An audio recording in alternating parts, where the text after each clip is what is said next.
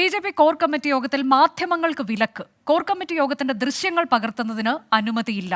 ശ്രീകാന്ത് വിവരങ്ങളുമായി. ശ്രീകാന്ത്, നേരത്തെ തന്നെ തുറന്ന യുദ്ധം പ്രഖ്യാപിച്ചിട്ടുണ്ട് ബി.ജെ.പി സംസ്ഥാന അധ്യക്ഷൻ. മാധ്യമങ്ങളുമായി ഭീഷണിയൊക്കെ നമ്മൾ കണ്ടതാണ്. ഇപ്പോൾ മാധ്യമങ്ങൾക്ക് വിലക്കേർപ്പെടുത്തുന്നത് ഏത് സാഹചര്യത്തിലാണ്?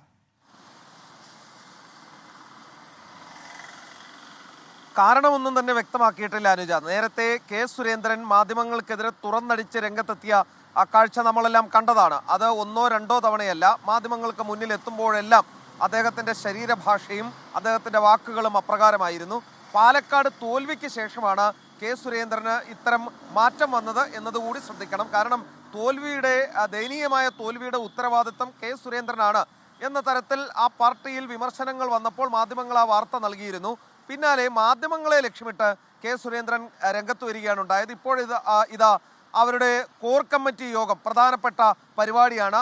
ഈ തെരഞ്ഞെടുപ്പ് അവലോകനം ചെയ്യാൻ ചേരുന്ന വിശാലമായ യോഗം, എക്സ്റ്റൻഡഡ് കോർ കമ്മിറ്റി എന്ന് പറയും. അതായത് നിലവിൽ കോർ കമ്മിറ്റിയിലുള്ളവരെ കൂടാതെ കൂടുതൽ ആളുകളെ പങ്കെടുപ്പിച്ചുകൊണ്ട് ഇന്ന് രാത്രി 9 മണി വരെ യോഗം ചേരുന്നതാണ്.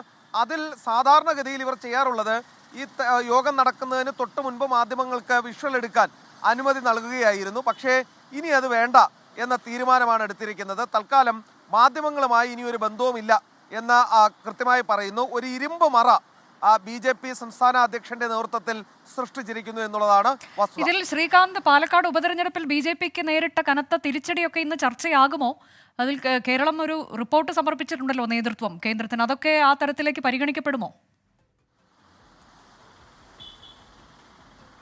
അത് ചർച്ചയാകുമെന്ന് ഇന്ന് ഈ പരിപാടിയിൽ പങ്കെടുക്കുന്ന ശോഭാ സുരേന്ദ്രൻ തന്നെ പറഞ്ഞു കഴിഞ്ഞു. ഇന്ന് അവരുടെ പ്രതികരണം വന്നു.